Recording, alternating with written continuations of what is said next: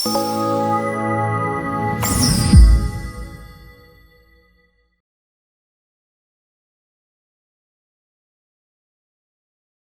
Viewers, నమస్తే. మనతో ఉన్నారు ఈరోజు ప్రముఖ విశ్లేషకులు అంకరావు గారు. సార్ నమస్తే అండి. నమస్తే అమ్మా. ఏంటి సార్, వర్షాలకి అమరావతి మునిగిపోతుంది, ప్రకాశం బ్యారేజ్ గేట్లు కొట్టుకుపోతున్నాయని ప్రచారం స్టార్ట్ చేస్తున్నారు. ఏంటి అసలు? కనకదుర్గమ్మ ముక్కు పొడక దగ్గరికి వచ్చిందని చెప్పారే, నిజమే. కనీసం వాళ్ళకి ఆ పత్రిక, ఆ రోత పత్రిక కావచ్చు, వాళ్ళకి కావచ్చు, మరి ఎందుకు ఇలా చేస్తున్నారో నేను వాళ్ళనైతే తప్పట్లా. వాళ్ళ మీద చర్యలు తీసుకొని చంద్రబాబు నాయుడు గారి ప్రభుత్వాన్ని మాత్రమే తప్పడుతున్నా. ఒకసారి కాదు, 2 సార్లు కాదు కదా, పదే పదే ఎలా ఎందుకు ఇట్లా చేస్తున్నారు వాళ్ళు. ఎప్పుడో లాస్ట్ ఇయర్ బుడమేరులకు వచ్చినటువంటి వరదలు తీసుకొచ్చేసి ఈరోజు చూపిస్తూ నిన్న అమరావతి గురించి చూపించారు కదా. వాస్తవంగా అమరావతి ఏంటి, అక్కడ ప్రస్తుతానికి నిర్మాణాలు జరుగుతున్నాయి, అక్కడంతా మెట్ట భూమి. వాళ్ళు చూపించింది మొత్తం మాగాణి, కృష్ణా పరివాహక ప్రాంతం. కనీసం ఆ బుద్ధి జ్ఞానం కూడా లేదు వాళ్ళకి. అంటే ఇక్కడ ఏమనుకోవాలో కూడా అర్థం కాని పరిస్థితి. వర్షాలు ఎలా పడుతుంటే ఈరోజు మామూలుగానే ఒక రకమైన వర్షం వస్తేనే ఈరోజు రోడ్ల మీద జలమయమైపోతూ ఉన్నాయి. అట్లాంటిది 4-5 రోజుల నుంచి వర్షం పడతా ఉన్న తర్వాత సహజంగానే కొంచెం రోడ్డు మీద వర్షం అంటే ఆ ప్రవాహం కనపడతా ఉంటుంది. గుంటూరు నుంచి విజయవాడ వచ్చే మధ్యలో టోల్గేట్ ఉంది కదా, కాజా టోల్గేటు. ఆ టోల్గేట్కి సంబంధించి మొన్న 13వ తారీఖు నేను అక్కడే ఉన్నాను. 13వ తారీఖు నేను అక్కడే ఉండా. 13వ తారీఖు ఉంటే అంటే చెబుతున్నాను అనమాట, ఎలా ఉంటుంది అనే దానికి మీకు ఉదాహరణ చెబుతున్నాను. దాంట్లో మామూలుగా కాజా టోల్ ప్లాజా దగ్గర విపరీతంగా 3 అడుగుల పైన నీళ్ళు వస్తున్నాయి. వాహనాలు వెళ్ళటానికి రాకపోగల అంతరాయంగా ఉంది. 3-4 గంటలు అక్కడే వాహనాలు నిలిచిపోయినాయి అని అన్నారు. నేను విజయవాడ రావాలి, ఇదేంద్రా బాబు ఇట్లా అని చెప్పని అమరావతి మీదుగా వద్దామని వెళ్ళి మళ్ళీ ఎందుకు అనిపించేసి చూద్దాంలే, కాకపోతే ఉంటే మెయిన్ రోడ్డు కదా ఇది, మెయిన్ రోడ్డు కదా, మనకి ఇబ్బంది ఏముంటుందిలే అని చెప్పని వచ్చా. అసలు ఏమీ లేదు అక్కడ, నీళ్ళు అప్పటికి కొంచెం వెలుసుబాటుగా ఉంది, కనీసం ఒక అరడుగు కూడా లేవు నీళ్ళు. మామూలుగా వచ్చేసా. మళ్ళీ సాయంత్రం మళ్ళీ అడిగా నేను వెళ్ళేవాళ్ళని, లేవు అక్కడ. సరే, అంతలోకి ఛాయాచిత్రాలన్నీ చూశాను నేను. ఛాయాచిత్రాలను చూసి అక్కడి నుంచి అటు వెళ్ళాం రాజధాని ప్రాంతంలోకి. రాజధాని ప్రాంతంలో మామూలుగా నిర్మాణాలు అయితే జరుగుతున్నాయి కదా, ఇప్పుడు పనులు అయితే మొదలుపెట్టారు కదా. పొలాలన్నీ అంతా మెట్ట భూమి, మామూలుగా అక్కడంతా మెట్ట భూమే కదా. సీడ్ యాక్సెస్ రోడ్ అటు ఇటు కావచ్చు, మొత్తం ఇప్పుడు నిర్మాణాలు జరిగే కాడంతా మెట్ట భూమి. మామూలుగా ఎట్లా ఉంటుంది, నిర్మాణాలు జరిగే కాడ పనులు జరుగుతాయి. ఈ ఏదన్నా నీళ్ళు వచ్చి తన్నుడికి ఆగినాయి అనుకోండి, బయటికి వెళ్ళే పరిస్థితి ఉండదు కదా. అలాంటివి కూడా లేవు అక్కడ, ఎక్కడో ఒక సాట తప్ప. అంటే వాళ్ళు మాట్లాడుకునే దానికి ఇప్పుడు అంతగా వరదలు వస్తే బుడమేరు వరదకు సంబంధించి పోయినసారి విజయవాడలో ఏం జరిగింది, ఎంతో కొంత దాని ప్రభావం ఉండాలి కదా. అవేమీ లేకుండా పని ఉండాలకి వెళ్ళి ఈ చిత్రీకరించిన వాళ్ళు కావచ్చు ఏమన్నా పోయి అక్కడ పాల ప్యాకెట్లు, బ్రెడ్ ముక్కలు ఇవన్నీ ఇచ్చి ఇచ్చారా? అంటే మనం ఏది చెప్పినా ప్రజలు నమ్ముతారు అనుకుంది 2019 ముందు జరిగింది. వాస్తవమే, వాళ్ళు ఏది చెప్పినా కూడా ఎంతో కొంత దాని ప్రభావం వాళ్ళ మీద కనపడింది. నమ్మారు. నమ్మబట్టే 2019లో నీకు అధికారం ఇచ్చారు. అధికారం ఇచ్చిన తర్వాత నువ్వు ఏంటేంటో, నీ పరిపాలన ఏంటేంటో, నీ మనుషులు అంటే ఏంటో, మీ పత్రికలు అంటే ఏంటో మొత్తం వాళ్ళు చూశారు.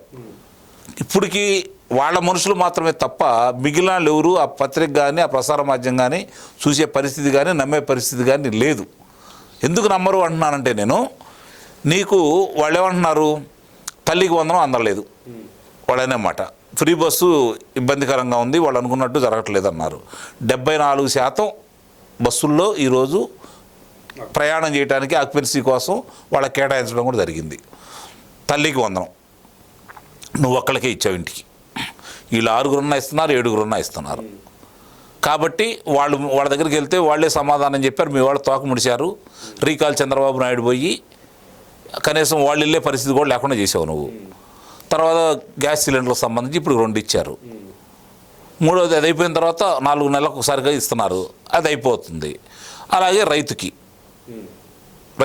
ఈరోజు సంబంధించి రైతుకు సంబంధించి వాళ్ళకి కావాల్సినటువంటి 2,000 రూపాయలు కేంద్రం ఇస్తుంది, 5,000 రూపాయలు ఇల్లు ఇస్తున్నారు, 7,000 రూపాయలు వాళ్ళకి అందినాయి. అందని వాళ్ళు ఎందుకు అందలేదు ఏంటి వెరిఫికేషన్ చేసుకుంటున్నారు, దాంట్లో వాస్తవాలు చూసుకొని నిజంగా అర్హుడైతే మళ్ళీ చేస్తున్నారు. మీరు సంబంధించినంత వరకు నేను 2 ఉదాహరణలు చెప్తాను. కడప నియోజకవర్గంలో కావచ్చు, లేదంటే మామూలు గుంటూరు జిల్లాలో కావచ్చు, రైతులు మామూలుగా అరెకరం లేని వాళ్ళు కూడా, వ్యవసాయం చేసుకునే వాళ్ళు కూడా, ఏదైతే తల్లికి వాళ్ళప్పుడు అమ్మఒడి అని ఇచ్చారు కదా, అమ్మఒడికి సంబంధించి లబ్ధిదారులు ఎక్కడవుతారో అని చెప్పని వాళ్ళ పేరు మీద 5 ఎకరాలు ఉన్నట్టు చూపించారు. మొన్న తేలింది విషయాలన్నీ, ఎంక్వైరీలో తేలినాయి. ఇలాంటి ఎన్నో చేశారు కదా వాళ్ళు. ఈరోజు ఈ వరదలకు కూడా సంబంధించి నీ తాడేపల్లి ఏమైనా కొట్టుకుపోయిందా నీ ప్యాలెస్? అక్కడ నీళ్ళు వచ్చి నువ్వు ఉండకూడదు కదా, ఉండకూడదు కదా. మరి నీది ఏమైనా కొట్టుకుపోయిందా? నీ వాళ్ళు ఏమన్నా దాంట్లో పడి చనిపోయారా? ఎంతమంది చనిపోయారు నీ కార్యకర్తలు? ఎంతమంది కొట్టుకుపోయారు? ఎన్ని వాహనాలు పోయినాయి? ఎక్కడ క్లెయిమ్ చేశారు? ఇవన్నీ కూడా మరి వాళ్ళు ఎందుకు ఇంత రోతగా మాట్లాడుతున్నారో అర్థం కావట్లా. కాదు, నేను మాత్రం మనస్ఫూర్తిగా వాళ్ళు ఇలానే ఉండాలని కోరుకుంటున్నా. ఎందుకంటే వాళ్ళలో మార్పు రాకూడదు. ఎందుకంటే పొరపాటున మారిపోయానని చెప్పి నటించాడు అనుకోండి, ప్రజలైతే మోసపోరు. నాకు తెలిసినంత వరకు ప్రజలైతే ఎట్టి పరిస్థితులు మళ్ళీ మోసపోయే పరిస్థితి లేదు. వాళ్ళు కనుక మారిపోయాను ఎంతో కొంత ఎవరన్నా సానుభూతి పనులు ఎవరన్నా ఉండి అటు ఇటు కాకుండా ఆలోచించే వాళ్ళు ఉంటారు. లేకపోతే కొన్ని చేసే పనులు, లేకపోతే ఇప్పుడు శాసనసభ్యులు, ఇది చెప్పుకోవాలి మనం ముఖ్యంగా, ఇప్పుడున్న శాసనసభ్యులు చేసే కొన్ని పనులు నచ్చని వాళ్ళు ఎవరన్నా ఉంటే వాళ్ళు ఏదైనా మారినా కూడా ప్రమాదమే. కాబట్టి వీళ్ళు మారకూడదు. వీళ్ళు ఇట్లానే ఉండాలి, ఇలానే మాట్లాడాలి, ఇలానే చేయాలి. ప్రజలకు అర్థమవుతూ ఉంటుంది. 5 సంవత్సరాలు ఎంత నష్టపోయామో వాళ్ళకి క్షుణ్ణంగా అర్థమైపోయింది. 20 సంవత్సరాలు 30 సంవత్సరాలు ఎనికిపోయింది ఈరోజు పరిస్థితి. ఆంధ్ర రాష్ట్రం చాలా స్పష్టంగా అర్థమైపోయింది. మరి ఈ పరిస్థితుల్లో ఇలాంటి ప్రచారాలు చేస్తూ ఉంటే ఏంటంటే వాళ్ళు ఏదో ఎందుకు ప్రచారం చేస్తున్నారంటే మీరు ఇది కూడా అర్థం చేసుకోవాలి. ఒకేపు నుంచి ఏమో పథకాలు సూపర్ 6లో 4 అమలైనవి, మిగిలినవి కూడా 1 by 1 రెడీ చేసుకుంటా ఉన్నారు వీళ్ళు. తర్వాత చాలా వరకు అంటే మొత్తం అని నేను చెప్పలేను కానీ మామూలుగా వ్యవసాయానికి సంబంధించి కాలువలకు సంబంధించింది అంతా కాకపోయినా ఒక 60-70% గుర్రప డెక్కాకు తీసేసిన వల్ల ఈరోజు సజావుగా నీరు పారుతూ ఉంది. రహదారులు వచ్చేసరికి 90% మరమ్మతులు పూర్తి చేశారు. 90% చేశారు. అందులో ఎలాంటి సందేహం కూడా ఏం లేదు. రైతులకు సంబంధించి ధాన్యానికి సంబంధించి ప్రొక్వేర్ చేసిన దాంట్లో 2వ రోజు నాటికల్లా 48 గంటల్లో అందరికీ ఖాతాల్లో జమ అయిపోతూ ఉన్నాయి, ఎప్పటికప్పుడు వెళ్ళిపోతూ ఉన్నాయి. మన తోతాపురి మామిడి సంగతి చూసాం, లేకపోతే అంతకుముందు పొగాకు గురించి చూసాం మనం, లేకపోతే మిర్చి గురించి చూసాం. మరి వీటన్నిటికి కూడా ప్రభుత్వం ఎంతో కొంత బరాయించేసి వాళ్ళకి సహాయం చేసుకుంటూ ముందుకెళ్తానే ఉంది. ఇప్పుడు ఏ విధంగా అసంతృప్తిగా ఉన్నారు జనాలు? 2 విషయాలు అసంతృప్తిగా ఉన్నారు. మొట్టమొదటిది, కార్యకర్తలు కావచ్చు, ప్రజలు కావచ్చు, 5 సంవత్సరాలు వాళ్ళు చేసిన అరాచకం కావచ్చు, వాళ్ళు తీసుకున్నటువంటి భూములు కావచ్చు, లేకపోతే అంటే ఆక్రమించుకున్న భూములు కావచ్చు, లేకపోతే గనులు కావచ్చు, ఇసుక కావచ్చు, మద్యానికి సంబంధించింది కావచ్చు, వాళ్ళ కళ్ళ ముందు కనపడుతున్నటువంటి దోపిడీనన్నీ వాళ్ళ కళ్ళ ముందు చూశారు. కాబట్టి ఆ దోపిడీ చేసిన వాళ్ళకి శిక్షలు వేయటం లేదు. కార్యకర్తలు అనేది మెయిన్ దాని మీద. కార్యకర్తలు కాదు, సామాన్య ప్రజలు కూడా. ఎంతమంది సామాన్య ప్రజలు బలయ్యారు? ఎంతమంది సామాన్య ప్రజలు బలయ్యారు? వాళ్ళందరూ కోరిక. ఇప్పుడు నాకేదైనా జరిగిద్ది, నా బంధువులకు తెలియదా? ఎందుకు తెలియదు? నా బంధువులు ఆలోచించరా?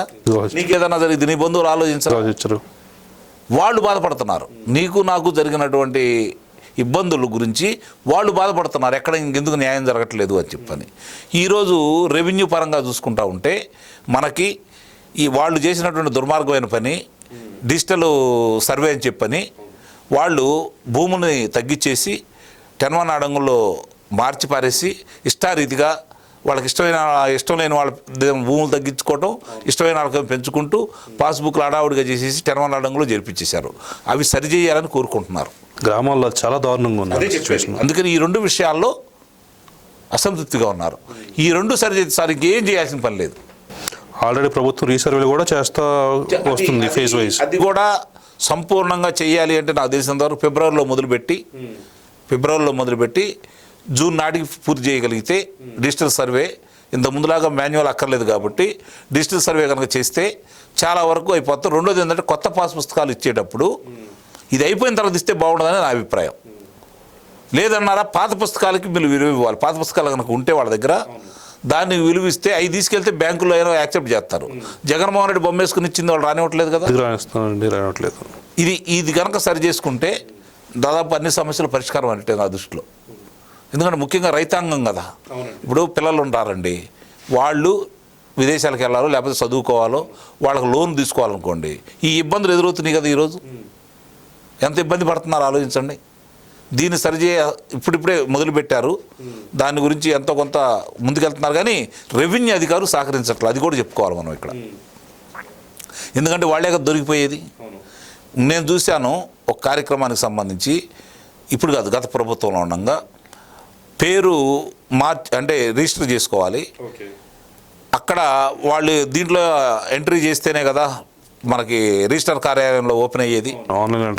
ఆన్లైన్ ఎంటర్ చేయాలి. ఆ భూముల వివరాలు ఇవన్నీ, ఎవరి పేరు మీద ఉంది ఇవన్నీ, పాస్బుక్ నెంబర్ ఇవన్నీ దాంట్లోనే ఎంట్రీ చేశారు అన్నారు. నేనే వెళ్ళే స్వయంగా, నా కళ్ళ ముందే ఎంట్రీ చేశారు. పక్కన ఉన్నటువంటి చేబ్రోల్లో మా సబ్ రిజిస్టార్ ఆఫీస్, ఆడికి వెళ్ళే, అక్కడ ఎంట్రీ కాల. ఇదేంటి లంచ్ తర్వాత రమ్మన్నారు మాకు. లంచ్ తర్వాత కదా చెప్పి చేసుకొని ఇక్కడికి వెళ్తే 2ంటికి వచ్చేసి చూసిన తర్వాత 3ంటికి ఇక్కడి నుంచి బయలుదేరి వెళ్ళాం. ఆడికి వెళితే 4 చిల్లర అయింది. 4 చిల్లర అయితే అప్పుడు రోడ్డు కూడా బాగాలేవు, లేట్ అయింది. అక్కడ నుంచి వాళ్ళతో మాట్లాడి, లేదంటే నేను చేసి వచ్చానంటే కాదండి మాకు రాలేదు చూడండి అన్నారు. మరి అక్కడ రాంది వాళ్ళు మాత్రం ఏం చేయలేరు కదా. అవన్నీ ఇక్కడికి వచ్చేసరికి ఆఫీస్ క్లోజ్. ఇక్కడ కూడా ఏమవుతుందంటారండి, ఫస్ట్ విఆర్ఓ అప్రూవల్ చేసిన తర్వాత ఆర్ఓ అప్రూవ్ చేయాలి, తర్వాత ఎంఆర్ అప్రూవ్ చేయాలి. 3 అప్రూవల్ అయితే తప్ప ఇది రాదు. ఇవన్నీ అప్రూవల్ అయిపోయిన తర్వాత ఎంఆర్ఓ ఎదురుగా ఉన్నటువంటి దాంట్లో ఆయన సైన్ చేసి డిజిటల్ సైన్ ఉంటుంది కదా, దాన్ని పెట్టే తప్ప ఇవి ఓపెన్ కాదు. అప్రూవల్ అవ్వాలి, ఫైనల్ అప్రూవల్ అదేనండి. అది అక్కడ పోయిన తర్వాత చూసుకుంటే ఒక రోజు అయిపోయింది. 2వ రోజు వెళ్ళా. 2వ రోజు ఇదేంటంటే అదే చూడండి మీ ముందే పెట్టాం కదా అన్నారు. మీ ముందు పెట్టాం కదా అంటే మళ్ళీ చూసా అయిపోయింది. లేదు అక్కడ నేను చేసిన చిన్న పొరపాటు ఏంటంటే నేను ఎక్కడే కూర్చొని మనిషిని పంపించాల్సింది. నేను వెళ్తే మళ్ళీ అదే రిపీట్ అయింది. నేను వచ్చేసరికి ఎంఆర్ఓ లేడు. ఏందంటే డబ్బులు ఇస్తే కానీ పని కావట్లేదు. ఇది పరిస్థితి. వ్యవస్థ ఎంత అధ్వానంగా ఉందంటే ఈరోజు చెప్పడానికి వీల్లేదు. మన పొలం మంద కాకుండా చేశారు, సర్వే నెంబర్లు మార్చేశారు, వాళ్ళు చేసిన పనులకి భూమి విస్తీర్ణం మార్చేశారు. ఇది వచ్చిన తర్వాత ఇంతకుముందు పుస్తకంలో కనపడేది, ఈ కంప్యూటర్ వచ్చిన తర్వాత వాళ్ళే చేతిలో పని కదా, వాళ్ళే కంప్యూటర్లోకి ఇస్తున్నారు, వాళ్ళే తీసేస్తున్నారు. దీని మీద చర్యలు తీసుకోవాలి. కనీసం ఒక 50 నుంచి 100 మంది మీద చర్యలు తీసుకొని వాళ్ళని డిబారిట్ చేస్తే తప్ప ఇది పరిష్కారం కాదని అయితే నేను అనుకుంటున్నాను. మీలాంటి వాడికి ఎట్లా ఉందంటే ఇంకా సామాన్యుడికి ఎంత ఇబ్బందికరంగా ఉంటుంది. అప్పుడు మూడో రోజు అప్పుడు నేను ఎవరో తెలియదు అతనికి. 3వ రోజు అప్పుడు దాకా వేరే అతను లేడు. 3వ రోజు అతను వచ్చి ఏంది ఇట్లా వచ్చారంటే ఇదంటే ఇది 3వ రోజు పట్టిందంటే అప్పుడు వెళ్ళి అతనికి ఏం చెప్పాడో నాకు తెలియదు. నేను లోనికి వెళ్ళక తెలికి మీరు వెళ్ళిపోండి అక్కడికి అన్నాడు. వెళ్తే సరి చేశారు. ఇంకేం చెప్పాలి చెప్పండి. 3 రోజులు పట్టింది నాకే.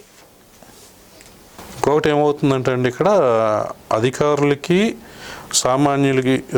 నాయకులకి సామాన్యులకి అధికారులకి మధ్య ఉన్న ఈ కమ్యూనికేషన్ గ్యాప్ అనేది బాగా ఎక్కువ ఉంది. అంటే ఇక్కడ ఏం జరుగుతుందంటే ఇప్పుడు కూడా మీరు గమనించుకోవాల్సిన అంశం ఏంటంటే 5 సంవత్సరాలు ఆ గవర్నమెంట్లో ఎవరైతే పెత్తనం చేశారో వాళ్ళల్లో చాలామంది ఈరోజు ఈ ప్రజాప్రతినిధుల దగ్గర ఉన్నారు. ఏ మార్గాల్లో వస్తాయో వాళ్ళు చూపిస్తున్నారు. మ్యానిపులేషన్ వ్యవస్థ ఉన్నారు ఇప్పటికీ. దాన్ని సరిచేయాలి ముందు. రెవెన్యూ అధికారులు ఏమన్నా రౌతు సరైన వాడు అయితే ఎలాంటి గుర్రాన్నైనా సారీ చేయొచ్చు. అదే నేను చెప్తుంది. ఇక్కడ నాయకులు, అధికారులు, సామాన్యులు ఈ మధ్యలో ఇక్కడ అనుసంధానం కావాల్సింది ఎవరు? నాయకులతో చేయించుకునే విధానం అందరికీ కుదరట్లేదు. వీళ్ళ మాట వాళ్ళు అనట్లేదు అంటారు. అవన్నీ ఒట్టి మాటలు నేను చూస్తున్నాను చాలామందిని. అవన్నీ ఒట్టి మాటలు. ఈరోజు శాసనసభ్యుడు అతను ఇది నా సామ్రాజ్యం అనుకుంటున్నాడు. ఒక పొరపాటున ఎవరన్నా మనలాంటి వాళ్ళ చేత ఫోన్లు చేయించారనుకోండి, అక్కడ 10 రూపాయలు అయ్యే పని నువ్వే అంత నీకు ఆయన దగ్గర పోయి ఫోన్ చేయించుకుంటున్నావా, 20 రూపాయలు కట్టంటున్నారు డైరెక్ట్గా పబ్లిక్గా. అట్లా తయారయ్యారు. ఇది ఎప్పుడు చూడలే నేను, తెలుగుదేశం ప్రభుత్వం ఎప్పుడు చూడలే నేను. ఇది మార్చుకోవాల్సిన అవసరం అయితే నిస్సందేహంగా ఉంది. అంటే వాళ్ళు అలవాటు చేసి వెళ్ళారు, వీళ్ళు ఇంకా దాని నుంచి ఇంకా బయటికి రావట్లేదండి. దాన్ని కొనసాగిస్తున్నారు వీళ్ళు. అదే ఆ వ్యవస్థ బయటికి రాలేదు ఇంకా. వాళ్ళు కాదు కదా ఇప్పుడు శాసనసభ్యులు అక్కడ ఉంది, మీరున్నారు కదా, ఇది ఇట్లా జరిగిందనే కదా వాళ్ళని ఇంటికి పంపించింది. మరి మీరు కూడా ఇలా చేస్తుంటే ఎందుకు కొనసాగిస్తున్నారు ఇప్పటికి? అది ఇలా చేస్తుంటే ఎవరికి చెప్పుకోవాలి? ఇది ఎక్కడికి వెళ్ళాలి? సంవత్సరం దాటింది ఆల్రెడీ. ఇప్పుడు కూడా ఇక మారలేదు అంటే ఇంకెన్ని రోజులు పడుతుంది? సంవత్సరం 2 నెలల 6 రోజులు అయింది ఈ రోజుకి ప్రభుత్వం మారి. సంవత్సరం 2 నెలల 6 రోజులు అవుతుంది ప్రభుత్వం మారి. ఇప్పటికే మారలేదంటే ఇంకా ఏమన్నా ఆలోచించాలి కదా. చూడాలి ఇది ఏ స్థాయికి ఎటు వెళ్తుందో, ఏ విధంగా వెళ్తుందో. ఎందుకంటే ఇప్పుడు ఇవన్నీ చంద్రబాబు నాయుడు గారి దృష్టికి వచ్చినాయి అయితే మాత్రం నిస్సందేహంగా చెప్పగలను. అందుకనే హెచ్చరికలు జారీ చేస్తున్నారు. ఇది హెచ్చరికలు జారీతో ఆగకూడదు, కత్తెరలు వేయాలి, వాళ్ళకి కత్తెరలు వేయాలి, అధికారాలు కత్తెరేయాలా. అక్కడ ప్రత్యామ్నాయంగా తెలుగుదేశం పార్టీలో మొట్టమొదటి తిరిగి కష్టపడి అవుతున్నటువంటి కార్యకర్తలను గుర్తించి మండలానికి ఒకళ్ళకి అధికారులకు అప్పచెప్పాలా. వాళ్ళు తాట తీసి ఎండేసి వీటన్నింటినీ సరిచేస్తారు. అది చేయగలిగితే చంద్రబాబు నాయుడు గారికి ఈ ప్రజలు ఇచ్చినటువంటి 124 స్థానాలకి ఆయన న్యాయం చేసినట్టు అనేది నేను భావిస్తున్నాను. త్వరలోని సమస్య పరిష్కారం దొరుకుతుందని ఆశిద్దాం. చూద్దాం ఏం జరుగుతుందో. ఆశాజీవులం కదా, అంతకంటే మనం చేయగలిగింది మన చేతిలో అధికారం లేదు. అధికారులు చేయాలా, అధికారంలో ఉన్నటువంటి పార్టీ చేయాలా, ప్రజాప్రతినిధులు చేయాలా. వాళ్ళు మనం ఎంత సూచనలు ఇవ్వగలం, ఆ సూచనలు కనుక పాటించారనుకోండి రాష్ట్రానికి ఉపయోగం. అంతకంటే మనం ఏం చేయలేము ఇంకా.